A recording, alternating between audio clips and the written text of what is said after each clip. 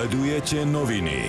Hlavnú spravodajskú reláciu televízie JOJ.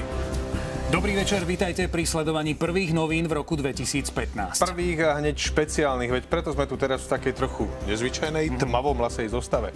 Dnes totiž prvýkrát prichádzame na vaše obrazovky vo vysokom rozlíšení.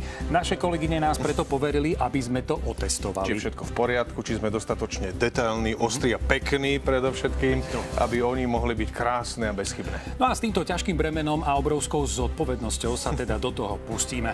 Želáme vám teda HD večer hrozne dobrý i high definition. Slovenské námestia privítali rok 2015. S výstrelom šampanského sa na svet pozerala aj malá Alžbetka. Vodič nezvládol zákrutu, auto sa rútilo na zamrznutý potok. V tej chvíli sa tam korčuľovalo 10 detí. Slovenská republika dnes oslavuje 22. narodeniny. V roku 1993 sme sa rozlúčili s Čechmi.